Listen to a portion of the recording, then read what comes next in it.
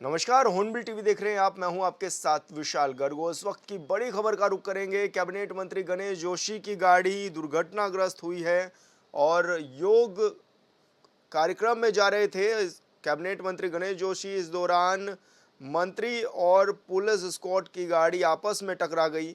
बताया जा रहा है कि अज्ञात वाहन के आगे आने से यह बड़ी दुर्घटना हुई है और अभी कैबिनेट मंत्री गणेश जोशी बिल्कुल स्वस्थ हैं। उनको किसी तरह की कोई चोट नहीं आई है। दून अस्पताल में पहुंचे थे कैबिनेट मंत्री गणेश जोशी, जहां पर डॉक्टरों ने जांच के बाद चोट ना होने की बात कही है। तो बड़ी खबर आपको बता रहे हैं, जहां पर मंत्री की गाड़ी दुर्घटनाग्रस्त हो गई है।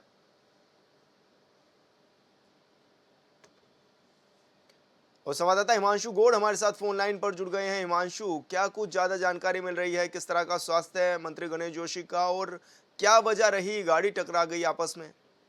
जी, बिल्कुल विशाल, क्योंकि आज अंतर्राष्ट्रीय योग दिवस है और ऐसे में तमाम जो वीआईपी पर्सन है वो मूवमेंट हो रहा है और ऐसे में योग करने के लिए विभिन्न स्थलों पर पहुंच रहे हैं। उसी कार्यक्रम में शिरकत करने कैबिनेट मंत्री और सैनिक कल्याण मंत्री गणेश जोशी जो है अपने घर से निकले थे और देहरादून के बेंच चौक पर जो है पुलिस स्क्वाड की गाड़ी और मंत्री जी की गाड़ी आपस में टकरा गई।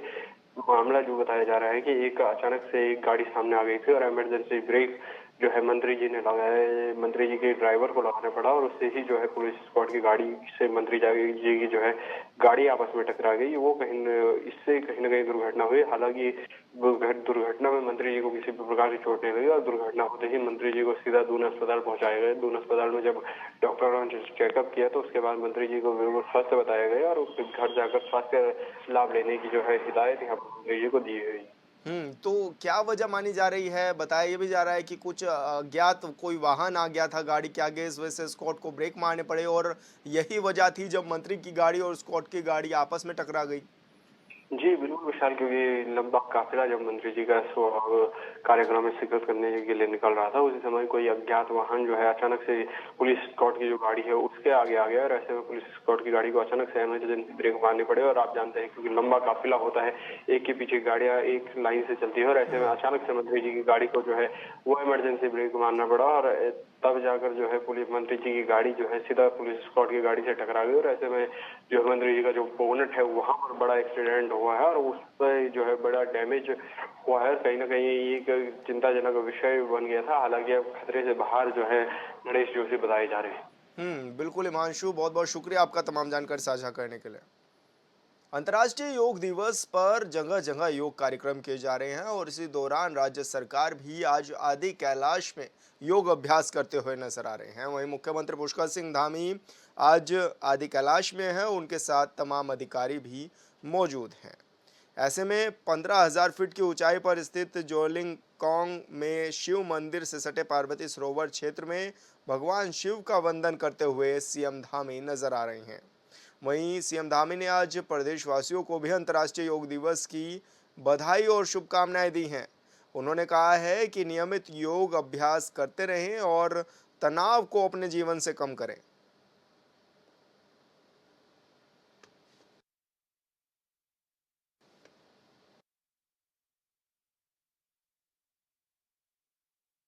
अंतर्राष्ट्रीय योग दिवस पर आज उत्तराखंड में कई जगहों पर कार्यक्रम के आयोजन हुए हैं और इस दौरान कैबिनेट मंत्री धन सिंह रावत ने भी योग अभ्यास किया है। योग अभ्यास के दौरान भारी संख्या में लोगों ने बढ़ चढ़ करके भाग भी लिया है और इस दौरान तमाम तरह के योग आसन भी किए गए हैं। कैबिनेट मंत्री धन सिंह रावत भी इस दौरान मौजूद थे और उनके साथ तमाम अधिकारी और नेता भी उनके साथ मौजूद थे।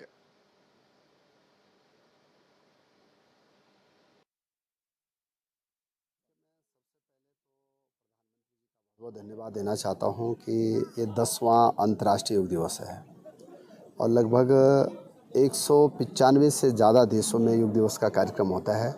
आज पूरे विश्व में योग के जो ख्याति मिली है वो प्रधानमंत्री जी मोदी जी की बड़ी कृपा है इस पर। और हमारी सरकार के द्वारा हर डिग्री कॉलेज में एक एक योग टीचर रखा जा रहा है। 1800 वेलनेस सेंटरों में भी हम एक एक योग प्रशिक्षित बेरोजगारों को वहाँ पे रखने जा रहे हैं। तो मुझे लगता है कि हमको प्रतिदिन योग को अपने जीवन में सम्मिलित करना चाहिए। मैं आयुष विभाग की टीम को अपनी ओर से बहुत बहुत बधाई दे रहा हूँ, जिला प्रशासन को भी, कि उन्होंने यहाँ पे अच्छा आयोजन किया है। 10वां हमारा योगा दिवस था ये, और आप सभी भली भांति विदित हैं कि ये 2015 में माननीय प्रधानमंत्री जी द्वारा योगा डे के रूप में 21 जून को मनाने का निर्णय लिया गया था, और आज ये एक अंतर्राष्ट्रीय योग दिवस के रूप में स्थापित हो चुका है। और आज पौड़ी के इस रायसी स्टेडियम में काफ़ी बड़ी संख्या में लोगों ने इसमें प्रतिभाग किया है। हमारे प्रदेश के मुख्यमंत्री जी आज़ादी कैलाश में हैं, और वहाँ से योग दिवस का आयोजन उन्होंने किया है। ये न केवल उत्तराखंड के लिए, पूरे देश के लिए और पूरे विश्व के लिए बहुत बड़ा संदेश है कि उस दुर्गम स्थान पर जाकर उन्होंने इस कार्यक्रम को किया। 10वें अंतर्राष्ट्रीय ये राष्ट्रीय योग दिवस पर आज जगह जगह कार्यक्रमों के आयोजन किए जा रहे हैं, तो वहीं आज नरेंद्र नगर में भी रामलीला मैदान में योग शिविर का आयोजन किया गया, जिसमें नगरवासियों के साथ साथ सरकारी अधिकारियों ने भी बढ़ चढ़ करके हिस्सा लिया है और इस दौरान योग क्रियाएं की हैं।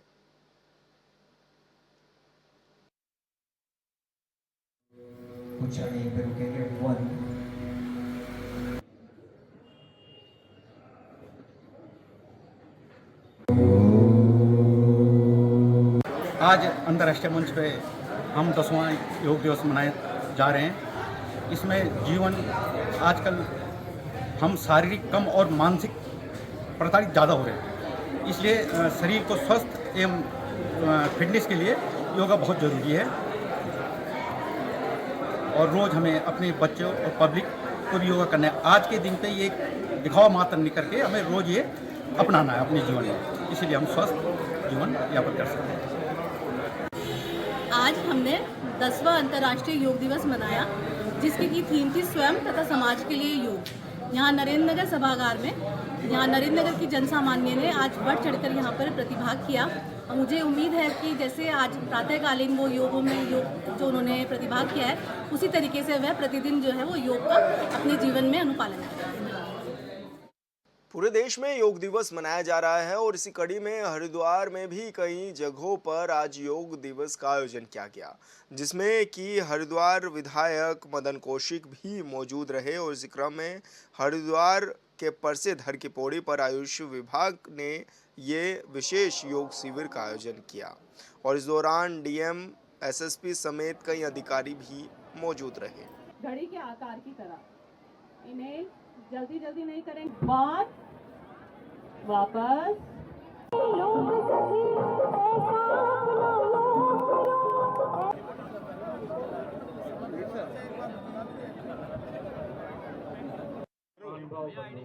इस अवसर सभी को हार्दिक बधाई शुभकामनाएं देता हूं। आज ये भारत की विधा पूरी दुनिया में आज के दिन जब सामूहिक रूप से लोग योग के इस कार्यक्रम में सम्मिलित होते हैं, तो निश्चित रूप से भारत के उस गौरव को, सम्मान को बढ़ाने का काम होता है। देश के प्रधानमंत्री नरेंद्र मोदी जी ने संयुक्त राष्ट्र संघ में जब इस प्रस्ताव को रखा और पूरी दुनिया ने इस प्रस्ताव को माना, निश्चित रूप से भारत के लिए गौरव और सौभाग्य का विषय है। आज इस अवसर पर मैं सभी को इस अंतर्राष्ट्रीय योग दिवस की हार्दिक बधाई और शुभकामनाएं देता हूँ। यहाँ स्नान के लिए आए हैं और जो स्थल हम लोगों ने चुना है, वाकई में एक संदेश जो योगा के लिए लोगों को जागरूक करना है, तो वो संदेश यहाँ से बड़ी अच्छी तरह से जा रहा है और काफ़ी लोग पार्टिसिपेट भी कर रहे हैं। और जो योग के प्रशिक्षक हैं अपनी ओर से योग का प्रदर्शन भी कर रहे हैं। उसमें देखिए संदेश क्लियर है इस बार का कि स्वयं के लिए योग करना है, लेकिन समाज को भी आप प्रेरित करना है, स्वयं के लिए और समाज के लिए। चंपावत में भी योग दिवस मनाया गया, जहां पर लोगों ने बढ़ चढ़कर योग किया है और ऐसे में बड़ी संख्या में स्थानीय लोग मौजूद भी रहे और योग शिविर में हजारों लोगों ने प्रतिभाग भी किया। इस दौरान शिक्षकों ने कई प्रकार के योगासन कराते हुए लोगों को लगातार अपने जीवन में योग करने की अपील भी की है। अगले अभ्यास की तरफ चलेंगे, जो कि है दिवस की मैं समस्त प्रदेशवासियों को बहुत बहुत बधाई और शुभकामनाएं देती हूँ। जैसा कि आज पूरे विश्व में यह अंतर्राष्ट्रीय दिवस एक उत्सव के रूप में मनाया जा रहा है और जो कि आजकल के हमारी जो बिजी लाइफ है इसके लिए बहुत ही जरूरी है। हम सब अपने लिए समय नहीं निकाल पाते, तो थोड़ा सा मेरा सभी से आग्रह है कि आप सभी लोग थोड़ा सा समय अपने जीवन के लिए निकालें और योग को अपने जीवन में अपनाएं, अपने दैनिक दिनचर्या का हिस्सा बनाएं। धन्यवाद। देश था कि आज 21 जून को जो है हम आज विश्व आयुष दिवस और योग दिवस के रूप में मना रहे हैं। तो आज इसके कार्यक्रम के बिल्डअप में हमने 2 मुख्य प्रोग्राम किए थे। एक शारदा घाट में हुआ था जहाँ पे हमने सभी वहाँ के नागरिकों के साथ मिलकर एक शारदा घाट पे ही एक अच्छा ऐसा योग्य कार्यक्रम किया था। उसके बाद फिर हमने कोलीडेक झील पर ITBP के सहयोग से वहाँ पे हमने एक कार्यक्रम किया था। और आज हमारे यहाँ पे जो आयुष विभाग और जो हमारा यहाँ पे योग संस्थान विभाग है जो हमारे कैंपस कॉलेज का है, उन दोनों के सहयोग सौजन्य से हम लोगों ने आज यहाँ पे एक बृहद योग का जो प्रोटोकॉल का कार्यक्रम यहाँ पे आयोजित किया गया है। लगभग 1000 से ऊपर लोगों ने आज यहाँ पे संयुक्त रूप से योग किया है और संदेश बड़ा क्लियर है कि योग कोई एक दिन का कार्यक्रम नहीं है, कि प्रत्येक दिन इसको नित्य जीवन में अपने को जो है आत्मसात करने का एक प्रयास है। यही संदेश हम लोग यहाँ से मंगलोर उपचुनाव में नॉमिनेशन करने के बाद बीजेपी प्रत्याशी करतार सिंह भड़ाना ने भव्य रोड शो किया। इस दौरान करतार सिंह भड़ाना के साथ हरिद्वार सांसद त्रिवेंद्र सिंह रावत और पूर्व प्रदेश अध्यक्ष मदन कौशिक, पूर्व कैबिनेट मंत्री स्वामी यतीश्वरानंद और अन्य बीजेपी पदाधिकारी मौजूद रहे। इस मौके पर हेलीकॉप्टर से पुष्प वर्षा भी कराई गई। बीजेपी प्रत्याशी करतार सिंह भड़ाना ने कहा है कि जिस प्रकार से मंगलोर क्षेत्र की जनता का प्यार उन्हें मिल रहा है, उन्हें पूरा विश्वास है कि इस बार मंगलोर में कमल खिलेगा।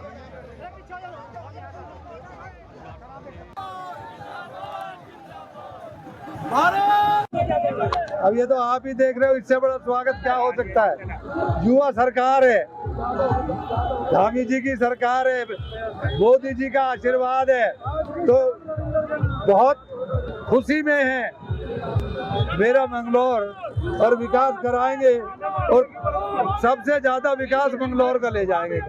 उत्तराखंड की 2 विधानसभा सीटों पर उपचुनाव होना है और इसके लिए बीजेपी ने जहां बद्रीनाथ सीट पर राजेंद्र भंडारी को टिकट दिया है, तो वहीं जो उनकी पत्नी है वो अभी भी कांग्रेस में है। अब सवाल ये खड़ा होता है कि उनकी पत्नी बीजेपी में जो शामिल उनके पति हुए हैं उनका साथ देगी या फिर पार्टी का साथ देगी। इसको लेकर राजनीति गर्मा गई है। इस रिपोर्ट में देखिए।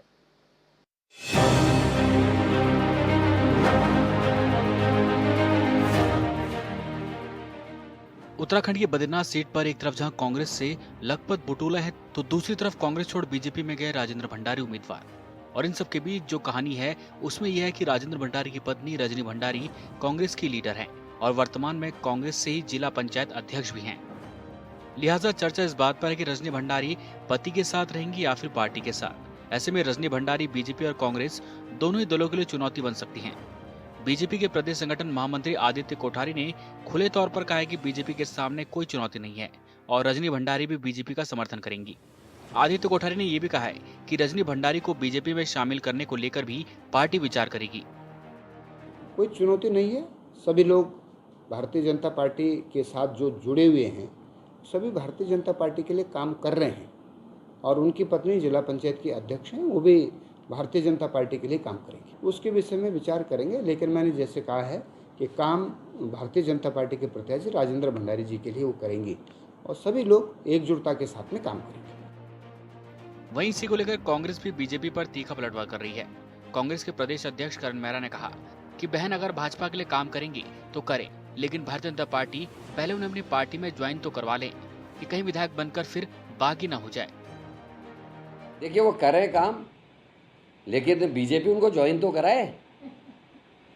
वो बताए ना बीजेपी ज्वाइन क्यों नहीं कर रहे हैं या बीजेपी वाले उनको ज्वाइन क्यों नहीं कराए। इस बात का उत्तर तो राजेंद्र भंडारी जी को देना चाहिए ना। बीजेपी लटका के तो रखेगी कहीं ना कहीं कि विधायक बन के भी फिर बागी दागी ना हो जाए। तो एक तर्कस में विधायक जी होंगे, मतलब जो पूर्व विधायक है वो होंगे, दूसरे तर्कस में दूसरा होगा। वैसे तो राजनीति में एक ही परिवार के सदस्य अलग अलग दलों में होते हैं, लेकिन उत्तराखंड की राजनीति में ये कम ही देखने को मिलता है। लेकिन बीजेपी प्रत्याशी राजेंद्र भंडारी की पत्नी पार्टी या पति किसको समर्थन देती हैं, ये देखना अभी दिलचस्प होगा। ब्यूरो रिपोर्ट, ऑनबिल टीवी।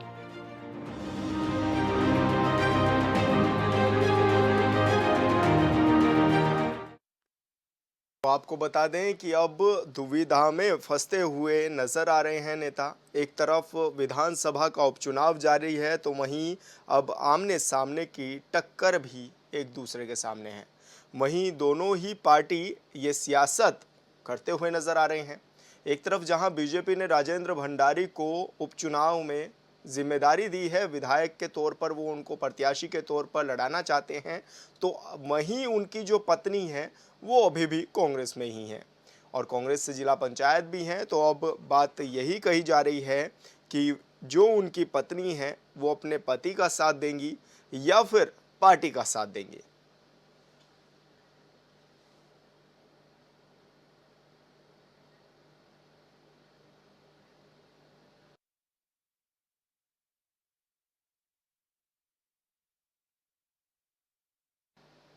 उपचुनाव को लेकर अब राजनीति चरम पर है। एक तरफ जहां बद्रीनाथ में लखपत बुटोला कांग्रेस के प्रत्याशी हैं, तो वहीं बीजेपी से राजेंद्र भंडारी उनके सामने हैं। दूसरी ओर करतार सिंह भड़ाना मंगलौर सीट पर उपचुनाव में हैं, तो वहीं कांग्रेस से भी उनके जो नेता हैं निजामुद्दीन वो भी सामने हैं। अब ऐसे में देखना होगा कि पार्टी कौन सी इस बार हावी रहेगी। इस रिपोर्ट में देखिए।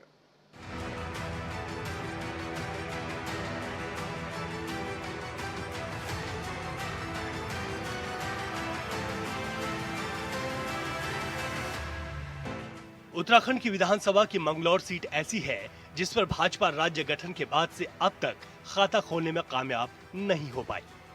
मजबूत प्रत्याशी के अभाव और इस सीट के सामाजिक ताने बाने के सामने उसे मुंह की खानी पड़ी है। हाल में लोकसभा चुनाव में मिली ऐतिहासिक सफलता से उत्साहित भाजपा अब मंगलौर सीट के उपचुनाव के लिए एक नई व्यूह रचना करने जा रही है। उपचुनाव के प्रचार अभियान में वो प्रत्येक मतदाता से संपर्क करेगी ही केंद्र एवं राज्य सरकारों की कल्याणकारी योजनाओं की जानकारी भी देगी, साथ ही डबल इंजन के महत्व को रेखांकित करेगी। विधानसभा की मंगलौर सीट का प्रतिनिधित्व कर रहे बसपा विधायक सरवत करीम अंसारी के निधन के कारण ये सीट रिक्त हुई है।